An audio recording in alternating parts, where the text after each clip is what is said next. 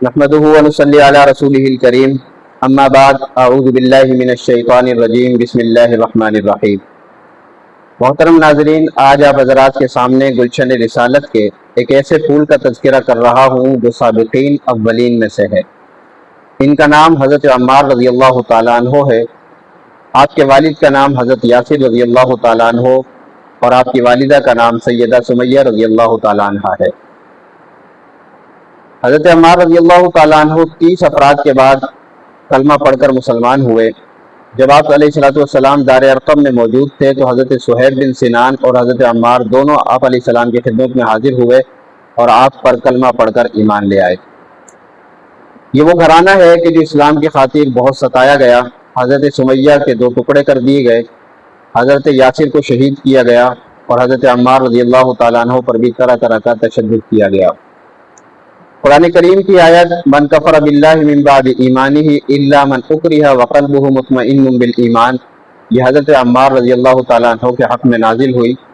واقعہ یہ تھا کہ مشرکین نے آپ کو پھیر لیا تھا اور آپ کو اس بات پر مجبور کیا کہ مشرکین کے معبودان باطلہ کی بتوں کی تعریف کریں اور رسول خدا صلی اللہ علیہ وسلم کی برائی کریں۔ تو حضرت عمار بن یاسر رضی اللہ تعالیٰ عنہ نے بادل ناخواستہ مجبور ہو کر آپ علیہ السلام کی برائی اور ان کے بتوں کی تعریف کی۔ جب آپ حضور علیہ السلام کی خدمت میں تشریف لائے تو اللہ کے نبی نے پوچھا کہ عمار کیا خبر لائے ہو؟ حضرت عمار رضی اللہ تعالیٰ عنہ نے عرض کیا یا رسول اللہ بہت بری خبر ہے۔ پوچھا کہ کیا بات ہے؟ فرمایا کہ یا رسول اللہ مشرکین مکہ نے آپ کی برائی اور اپنے بتوں کی تعریف کرنے پر مجھے مجبور کیا۔ اللہ کے نبی علیہ السلام نے پوچھا عمار تمہارا دل اس پر کیا کیفیت ہے تمہارے دل کی؟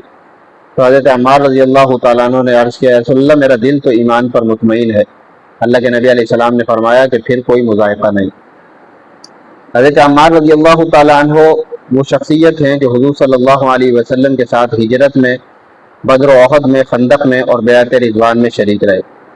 حضرت حذیفہ بن یمان رضی اللہ تعالیٰ عنہ سے روایت ہے، فرماتے ہیں رسول اللہ صلی اللہ علیہ وسلم نے فرمایا میرے بعد ابو بکر و عمر کی اقتدا کرو اور عمار کی روش کو سیکھو، عبداللہ ابن مسعود کے حکم پر عمل کرو۔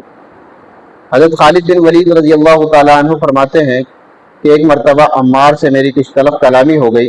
عمار میری شکایت لے کر رسول اللہ صلی اللہ علیہ وسلم کے پاس گئے۔ میں بھی پیچھے پیچھے پہنچا اور وہاں بھی میں نے عمار کو کچھ برا بھلا کہنا شروع کیا تو عمار رونے لگے اور عرض کیا یا رسول اللہ آپ خالد کی حالت نہیں دیکھتے؟ تو اللہ کے نبی علیہ السلام نے فرمایا کہ جس نے عمار سے دشمنی رکھی اس نے اللہ سے دشمنی رکھی اور جس نے عمار کو ناراض کیا اس نے اللہ کو ناراض کیا۔ تو حضرت خالد بن ولید رضی اللہ تعالیٰ عنہ فرماتے ہیں کہ پھر مجھے اس چیز سے زیادہ کوئی چیز محبوب نہیں تھی کہ میں عمار کو راضی کروں۔ فرماتے میں عمار کے پیچھے نکلا اور عمار سے معافی مانگی اور عمار مجھ سے راضی ہو گئے۔ آپ صلی اللہ علیہ وسلم نے حضرت عمار رضی اللہ تعالیٰ عنہ کے بارے میں فرمایا تھا کہ عمار تقتلک فئۃ الباغیہ کہ تجھے ایک باغی گروہ قتل کرے گا۔